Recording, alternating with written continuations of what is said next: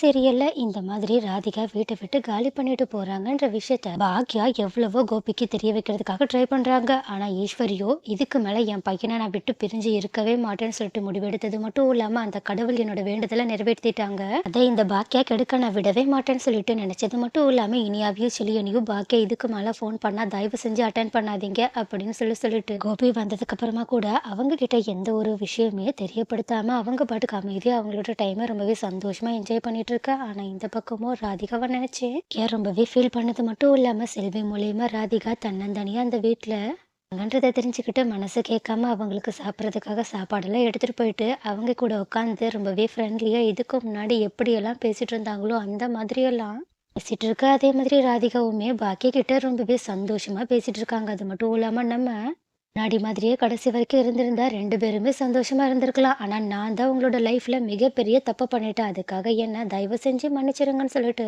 அவங்க கிட்ட மன்னிப்பெல்லாம் கேட்டுட்டு இருக்கா. ஆனா பாக்கியாவும் நீங்க என்ன தெரிஞ்சா பண்ணீங்க. அது மட்டும் இல்லாம எனக்கு நீங்க கெட்டது பண்ணணும்ன்ற காரணத்துக்காக ஒன்றும் அதை பண்ணல. உங்களுக்கு இது நல்லதுன்னு நினைச்சு பண்ணீங்க. ஆனா அது இப்படி போய் முடிஞ்சிருச்சுன்னு சொல்லிட்டு அவங்களோட நிலைமையுமே புரிஞ்சுக்கிட்டு ராதிகாவை அவங்க தப்பா யோசிக்கலன்ற விஷயத்தையுமே அவங்க கிட்ட சொல்ல உடனே இது எல்லாத்தையுமே கேட்ட ராதிகாவோ பாக்கியாவை இன்னுமே ரொம்பவே உயர்ந்த ஸ்தானத்துல வந்து பார்க்க ஆரம்பிக்கிறது மட்டும் இல்லாம இதுக்கு முன்னாடி நான் பண்ண தப்புக்கு எல்லாத்துக்குமே என்ன மன்னிச்சிருங்கன்னு சொல்லிட்டு மறுபடியுமே மன்னிப்பு கேட்டுட்டு இருக்காங்க. அது மட்டும் இல்லாம இந்த மாதிரி ராதிகா தனியா வீட்டுல இருக்கிறது பிடிக்காத பாக்கியாவோ பேசாம நீங்க ஒரு நாள் என்னோட வீட்டுக்கு வந்துடுறீங்களான்னு சொல்லிட்டு அவங்க கிட்ட கேட்க. ஆனா ராதிகாவோ வேண்டாம் பாக்கியா நான் இங்கே இருந்துடுறேன், எனக்கு மேலேயும் உங்களுக்கு தொந்தரவு கொடுக்க விருப்பம் இல்லைன்னு சொல்ல உடனே பாக்கியாவோ தயவு செஞ்சு அப்படி சொல்லாதீங்க, நீங்க எனக்கு எப்பவுமே தொந்தரவு தந்ததில்லை, எல்லாம் அந்த கோபி தான், சரி விடுங்க அந்த கதையை ஏன் இப்ப பேசிக்கிட்டு ப்ளீஸ் எனக்காக வீட்டுக்கு வாங்கலேன்னு சொல்லிட்டு மறுபடியுமே கேட்டுட்டு இருக்க. ஆனா ராதிகாவோ இல்ல பாக்கியா என்னோட மனசு ஒத்துக்கல, நீங்க பேசாம என் கூட இன்னைக்கு நைட்டு இங்கே இருக்கீங்களா, என் கூட கொஞ்சம் பேசிட்டு இருக்கீங்களா, அப்ப என்னோட மனசு கொஞ்சம்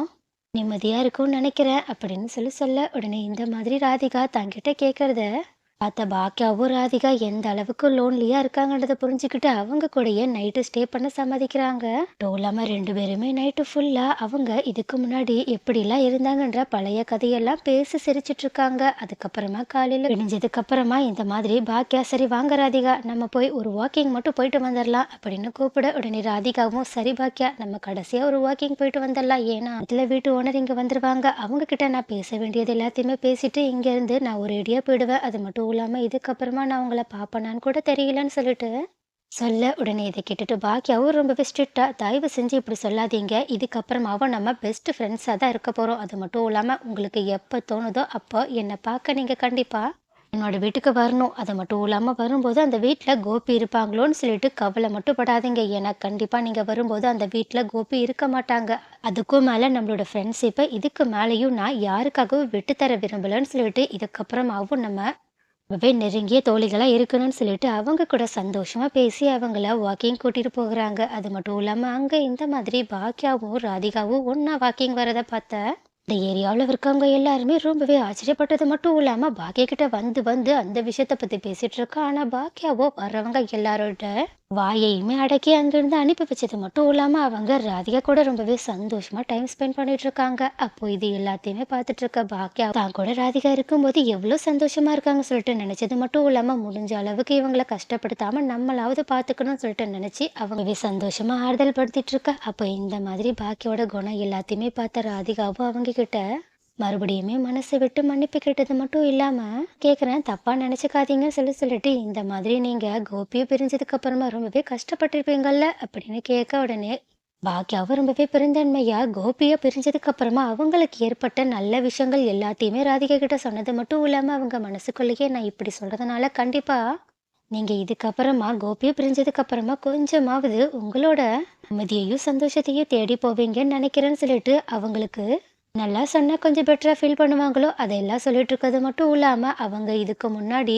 எந்த அளவுக்கு கோபி கூட அடிமை வாழ்க்கை வாழ்ந்தாங்களோ அதுக்கப்புறமா எந்த அளவுக்கு சுதந்திரமா அவங்களோட எல்லாத்தையுமே நடத்திட்டு வந்துட்டு இப்போ சொசைட்டில எவ்வளோ பெரிய மரியாதைக்குரிய இடத்துல இருக்காங்கன்னு சொல்லிட்டு எல்லாத்தையுமே எடுத்து சொன்னது மட்டும் இல்லாம அதுல என்ன மாதிரி டிவோர்ஸ் பண்ண பொண்ணுங்க எல்லாருமே தன்னோட வாழ்க்கையில எல்லாத்தையுமே இழந்துட்டாங்கன்னு சொல்லிட்டு ஒரு மூலையில உட்காராம இந்த மாதிரி அவங்களோட திறமையை நோக்கி போனாங்கன்னா கண்டிப்பா அவங்க புருஷனே தன்னை பெருமையா பார்க்குற அளவுக்கு போவாங்கன்னு சொல்லிட்டு ரொம்பவே பெருந்தன்மையா பேசுறாங்க. உடனே இதை கேட்டுட்டு ராதிகாவும், இப்ப இவங்களோட லைஃப்ப விட்டு போனதுக்கு அப்புறமா நீங்க எந்த அளவுக்கு மாறியிருக்கீங்கன்றத எவ்வளோ சந்தோஷமா சொல்றீங்க. ஆனா கோபிய பிரிஞ்சதுக்கு அப்புறமா நான் எந்த அளவுக்கு டிப்ரஷன்ல போயிருக்கேன்னு சொல்லிட்டு நினைச்சு பார்க்கும்போது எனக்கு கொஞ்சம் சிரிப்பு தான் வருதுன்னு சொல்லிட்டு அவங்க கிட்ட சரி பாக்கியா இந்நேரம் வீட்டுக்கு அந்த வீட்டு ஓனருமே வந்திருப்பாங்க. அதனால நான் அவங்கள போய் பார்த்துட்டு செட்டில்மெண்ட் எல்லாத்தையுமே முடிச்சுட்டு அப்படியே கிளம்பி போறேன். ஏன்னா மையுவும் அம்மாவும் நான் நைட்டு வராததுனால ரொம்பவே கவலையோட இருப்பாங்கன்னு சொல்ல, உடனே பாக்யாவும் சரி ராதிகா பார்த்து பத்திரமா போயிட்டு வாங்க. மயுவையும் அம்மாவையும் நல்லபடியா கவனிச்சுக்கோங்க. அவங்கள எல்லாத்தையுமே நான் விசாரிச்சதா சொல்லுங்க.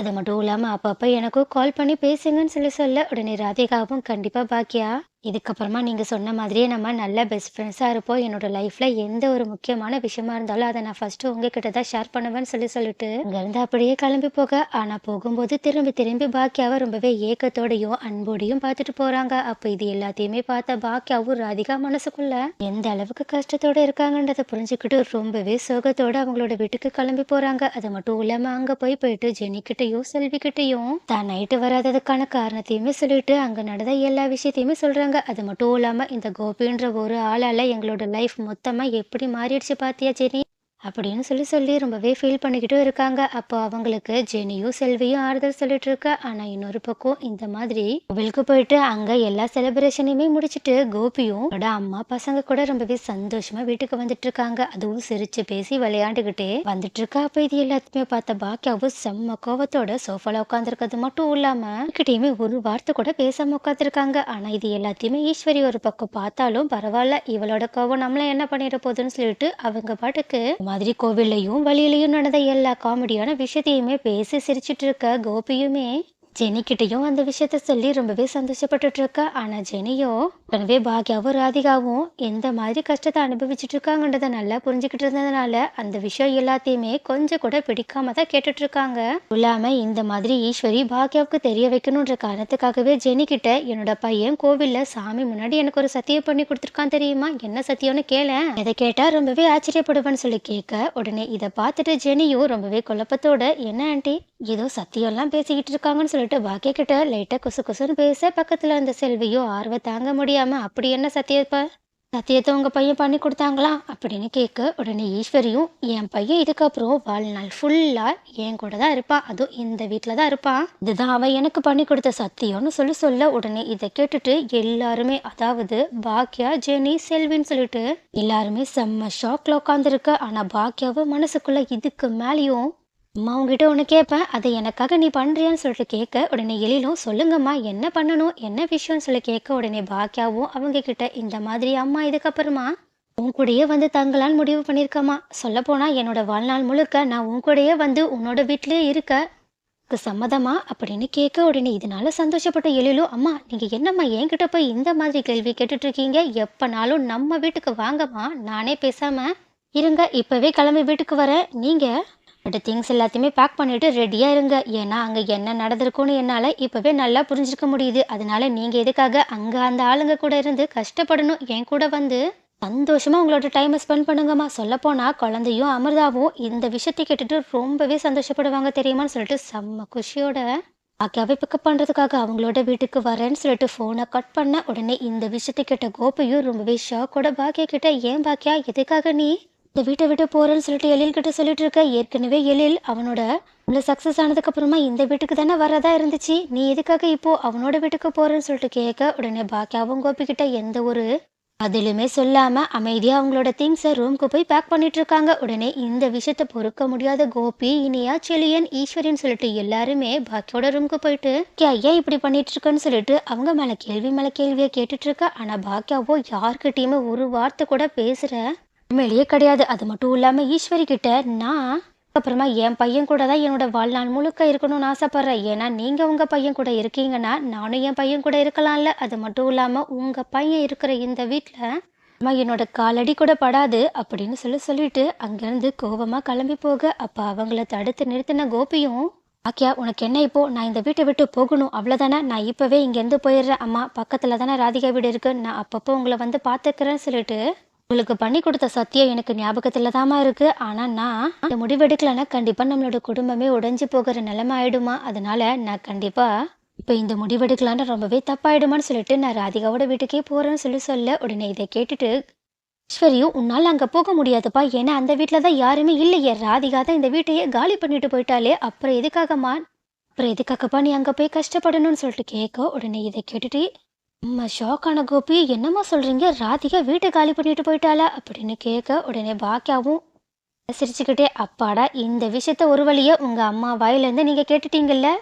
அத்தை நீங்க பண்ண பிளான் இப்போ மொத்தமா கவுத்துக்குச்சுன்னு சொல்லிட்டு நீங்க இந்த விஷயத்துல இதுக்கப்புறமாவும் கோபியை ஏமாத்த முடியாதுன்னு சொல்லிட்டு கோபி கிட்ட ஆமா ராதிகா இந்த வீட்டை நேத்தே காலி பண்ணிட்டு போயிட்டாங்க, அது மட்டும் இல்லாம அவங்க இதுக்கப்புறமா உங்க கூட சேர்ந்து வாழ போறதில் முடிவையுமே எடுத்துட்டாங்கன்னு சொல்ல உடனே கோபியும் ஏன் பாக்கியா இந்த விஷயத்த எனக்கு ஒரு ஃபோன் பண்ணி சொல்லியிருக்கலாம்ல, நான் உடனடியே இங்க வந்திருப்பேனே, ராதிகாவை தடுத்து நிறுத்தியிருப்பேன்னு சொல்ல உடனே பாக்கியாவும் நான் ஃபோன் பண்ணி உங்ககிட்ட இந்த விஷயத்த சொல்ல ட்ரை பண்ணலன்னு சொல்லிட்டு உங்களுக்கு தெரியுமா, முதல்ல உங்களோட பொண்ணுகிட்டையும் பையன்கிட்டையும் நான் எத்தனை தடவை அவங்களுக்கு கால் பண்ணேன்னு சொல்லி கேளுங்க. அது மட்டும் இல்லாம இப்ப கூட இந்த விஷயம் உங்களுக்கு மட்டும்தான் தெரியாம இருக்கு. அப்படியே திரும்பி உங்களோட பசங்களோட முகத்தையும் உங்க அம்மாவோட முகத்தையும் திரும்பி பாருங்க. அவங்களோட முகத்துல இருந்தே அவங்களுக்கு இந்த உண்மை தெரியுமா தெரியாதான்ற உண்மை தெரியும் அப்படின்னு சொல்லிட்டு இதுக்கப்புறமா உங்களோட பிரச்சனையை நீங்களே தீர்த்துக்கோங்கன்னு சொல்லிட்டு உடனடியே அங்கேருந்து அவங்களோட பெட்டி படுக்கை எல்லாத்தையுமே எடுத்துட்டு ஹாலுக்கு கிளம்பி வர கரெக்டாக அங்கே எழிலுமே வந்து நிற்க உடனே எழில்கிட்ட அவங்களோட பெட்டி படுக்கை எல்லாத்தையுமே ஒப்படைச்சிட்டு நான் இதுக்கப்புறமா கண்டிப்பாக இந்த ஆள் இருக்கிற வீட்டுக்கு வரமாட்டேன்றத உங்ககிட்ட தெளிவாக சொல்லிட்டு அது எல்லாமே உங்களோட ஞாபகத்தில் இருக்கட்டும். அது மட்டும் இல்லாமல் இந்த வீடு என்னோட சொந்த உழைப்பால நான் வாங்கின வீடு, அதனால இந்த வீடை இப்போதைக்கு உங்களுக்கு நான் வாழ்றதுக்காக விட்டுட்டு போறேன். நீங்க இந்த வீட்டில் உங்களால எவ்வளோ வருஷங்கள் முடியுமோ அவ்வளோ வருஷங்க என்னோட தயவுல வாழ்ந்துட்டு போங்கன்னு சொல்லிட்டு ஈஸ்வரிக்கிட்டையும் கோபிக்கிட்டையும் சொல்லிட்டு அங்கேருந்து கிளம்பி போக அப்போ இதை பார்த்துட்டு இனியாவும் சரியணும் அம்மா நீங்கள் எங்களையும் விட்டுட்டு போறீங்களாம்மா, நீங்கள் இல்லாமல் நாங்கள் எப்படிமா இருப்போம்னு சொல்லிட்டு பாச போராட்டம் நடத்த ஆரம்பிக்க உடனே பாக்கியாவும் அவங்களோட வாயை அடைக்கிற மாதிரி உங்களோட பக்கம்தான் உங்க பாசமான அப்பா இருக்காங்களே அவங்க கூடயே நீங்க வாழ்ந்துக்காங்க, என்ன தயவு செஞ்சு இதுக்கு மேலே எதிர்பார்க்காதீங்க, உங்களோட தேவைகள் எல்லாத்தையுமே அவங்களே பூர்த்தி பண்ணிப்பாங்க, உங்களுக்கு என்ன விஷயம் வேணும்னாலும் நீங்க அதை உங்க அப்பா கிட்டே கேளுங்க, அவங்க உங்களுக்காக என்னனாலும் பண்ணுவாங்கல்லன்னு சொல்லிட்டு அங்கிருந்து கிளம்பும்போது ஜெனிக்கிட்டையும் செல்விக்கிட்டையும் தயவு செஞ்சு என்ன மன்னிச்சிருங்க, இந்த முடிவை நான் உங்ககிட்ட கேட்காம எடுத்தது தப்பு தான், ஆனாலும் என்னோட சூழ்நிலையை நீங்க புரிஞ்சுப்பீங்கன்னு நம்புறேன்னு சொல்ல உடனே இதை பார்த்து ஜெனியும் உங்களோட நிலைமை என்னன்னு எனக்கு புரியுது, அது மட்டும் இல்லாமல் யார் உங்களை புரிஞ்சுக்கலனாலும் உங்களை என்னால் நல்லாவே புரிஞ்சுக்க முடியும், நீங்கள் எடுத்த முடிவு தான் சொல்லப்போனால் ரொம்பவே சரியான முடிவுன்னு சொல்ல உடனே இதை கெட்டு செலியனும் ஜெனி என்ன பேசிட்டு இருக்கன்னு சொல்லிட்டு கேட்க ஆனால் செலியனை கொஞ்சம் கூட கண்டுக்காத ஜெனியும் அட்டே நீங்கள் போயிட்டு வாங்க, எப்போனாலும் நான் உங்களை பார்க்கறதுக்காக வருவேன், அது மட்டும் இல்லாமல் அப்பப்போ வருவேன்னு சொல்லிட்டு அம்மா சொன்னது மட்டும் இல்லாம அவங்கள வழி அனுப்பி வைக்க உடனே பாக்கியாவும் அந்த வீட்டை விட்டு அப்படியே கிளம்பி போறாங்க. ஆனா அப்படி போகும்போது அந்த வீட்டுல இருந்த நினைவுகள் எல்லாத்தையுமே யோசிச்சு பார்த்துட்டு போயிட்டு இருக்காங்க. அது மட்டும் இல்லாம அவங்களோட கண்ணு முன்னாடியே தாத்தா வந்து நின்றுட்டு ரொம்பவே சந்தோஷமா அவங்களோட முடிவை ஏத்துக்கிட்ட மாதிரியும் நினைச்சுக்கிட்டு கந்து ரொம்பவே கெத்தா கிளம்பி போறாங்க. அப்போ இது எல்லாத்தையுமே பார்த்துட்டு கோபியும் ரொம்பவே இடிஞ்சு போய் சோஃபால உட்காந்துருக்க. ஆனா கோபி கிட்ட ஈஸ்வரியும் அவ போனா என்னப்பா நாங்க இருக்கோம்னு சொல்லிட்டு அவங்கள ஆறுதல் படுத்திட்டு இருக்கிறது மட்டும் இல்லாம எங்க கோபிக்கு மறுபடியுமே உடம்பு சரியில்லாம போயிடுமோன்னு சொல்லிட்டு பக்கத்துல இருந்த இனியாவ செழியணும் ஆமாப்பா அம்மா இப்படி முடிவெடுத்துட்டாங்கன்னு சொல்லிட்டு நீங்களாம் வருத்தப்படாதீங்க, கண்டிப்பா அவங்க திரும்பி வந்துருவாங்க, அவங்களுக்கெல்லாம் நம்மளை விட்டுட்டு பிரிஞ்சு இருக்க கண்டிப்பா முடியவே முடியாதுன்னு சொல்லிட்டு அவங்கள எப்பவும் போலயே ஆறுதல் படுத்தி 4 பேருமே பேசிட்டு இருக்க. ஆனா அவங்க கிட்ட ஜெனி செம்ம கெத்தோட இதுக்கப்புறமா நானும் என்னோட அம்மா வீட்டுக்கு போறேன், எப்போ ஆன்ட்டி இந்த வீட்டுக்கு வராங்களோ அதுக்கப்புறமா தான் நானும் என் குழந்தையும் இங்க வருவான்னு சொல்லிட்டு செலியன் கிட்ட செலியா உனக்கு நான் முக்கியம்னா நீ என் கூட வா, அப்படி நான் முக்கியம் இல்லை உன்னோட அப்பா தான் முக்கியம்னா நீ இங்கே இருந்துக்கோன்னு சொல்லிட்டு அவங்களுமே அவங்களோட ரூமுக்கு போயிட்டு அவங்களோட துணிமணி எல்லாத்தையுமே பேக் பண்றாங்க. உடனே இதை பார்த்துட்டு பதறி போன செலியனும் ஜெனியை தடுக்கிறதுக்காக ட்ரை பண்றாங்க. ஆனா ஜெனியை என்ன கொஞ்சம் கூட மதிக்கிற மாதிரியே தெரியல, அது மட்டும் இல்லாம அவங்க பேசுறது எதுவுமே காதலியே வாங்காத மாதிரி அங்க இருந்து அவங்களோட பெட்டி படுக்கை எல்லாத்தையுமே எடுத்துட்டு கிளம்பி போக செலியனும் அதே மாதிரி ஓபி பக்கத்திலே இடிஞ்சு போய் உட்காந்துருக்காங்க. அப்போ பக்கத்துல அந்த செல்வியும் அவங்களோட பங்குக்கு ஆமாம்மா இதுக்கப்புறமா பாக்கி அக்கா வர வரைக்கும் நானும் இந்த வீட்டுக்கு வேலைக்கு வரமாட்டேன்னு சொல்லிட்டு உங்களோட பையனையும் பேர பசங்களையும் நீங்களே பார்த்துக்கோங்கன்னு அவங்களுமே யார் பேச்சையுமே கேட்காம கிளம்பி போக அப்போ இந்த மாதிரி கோபி தன்னை விட்டுட்டு எல்லாருமே கிளம்பி போறத பார்த்துட்டு இன்னுமே ரொம்பவே சோகத்தோட உட்காந்துருக்காங்க. அது மட்டும் இல்லாம ஏமா கோவில்ல வச்சு என்கிட்ட ராதிகா இந்த வீட்டை விட்டு போக போறா அப்படின்ற உண்மையை மட்டும் சொல்லியிருந்தீங்கன்னா இந்நேரம் இந்த விஷயம் எதுவுமே நடந்திருக்காது இல்ல, நானும் ராதிகாவை தடுத்திருப்பேன், ராதிகாவும் இங்கே இருந்திருப்பா அவ இங்கே இருந்திருப்பாள்ல. ஆனா உங்களால இப்ப பாத்தீங்களா, எல்லாருமே நம்மள விட்டு போயிட்டாங்க. மறுபடியுமே நான் தன்னந்தனியான ஒரு ஆளா மாறிட்டேன். அது மட்டும் இல்லாம இப்ப எவ்ளோ பெரிய குற்ற உணர்ச்சியா இருக்கு தெரியுமாம்மா? நீங்க நிஜமாவே ரொம்ப பெரிய தப்பு பண்ணிட்டீங்கம்மா. அப்படின்னு சொல்லிட்டு அவங்களோட ரூமுக்கு போயிட்டு ரொம்பவே சோகமா உட்காந்துருக்கா. அப்ப இது எல்லாத்தையுமே பார்த்த ஈஸ்வரியும், நான் என் பையன் கூட தானே இருக்கணும்னு ஆசைப்பட்டேன். ஆனா எதுக்காக எல்லாருமே என்ன கொஞ்சம் கூட புரிஞ்சுக்காம இப்படி நடந்துக்கிறாங்கன்னு சொல்லிட்டு ரொம்பவே சோகத்தோட இருக்கிறது மட்டும் இல்லாம, இதுக்கப்புறமா நம்ம என்ன பண்ண போறோம்னு எனக்கே தெரியலையேன்னு சொல்லிட்டு, அவங்களுமே என்ன பண்றதுன்னே தெரியாம தன்னந்தனியா அந்த வீட்ல உட்காந்துருக்காங்க. அப்ப இத பார்த்த இனியாவும், செழியனுமே அவங்களுமே என்ன பண்றதுன்னு தெரியாததுனால, அவங்க கூடயே உட்காந்து சோகமா ஒருவேளை நம்ம எல்லாருமே சேர்ந்து ரொம்பவே ஓவரா தான் இந்த விஷயத்துல போயிட்டோமோன்னு சொல்லிட்டு நினைச்சிட்டு இருக்கிறது மட்டும் இல்லாம, நம்ம எப்படி அம்மாவ சமாதானப்படுத்துறதுன்னு சொல்லிட்டு யோசிச்சுட்டும் இருக்காங்க. ஆனா ரூமுக்கு போன கோபியும் ராதிகாவ சமாதானப்படுத்தலாம்னு சொல்லிட்டு அவங்களோட ஃபோனுக்கு மறுபடியுமே ட்ரை பண்ணிட்டு இருக்கா. ஆனா ராதிகாவோ கோபியோட ஃபோனை அட்டெண்ட் பண்ற மாதிரியே தெரியல. இதனால கோபி ரொம்பவே சோகத்தோட உட்காந்துருக்காங்க.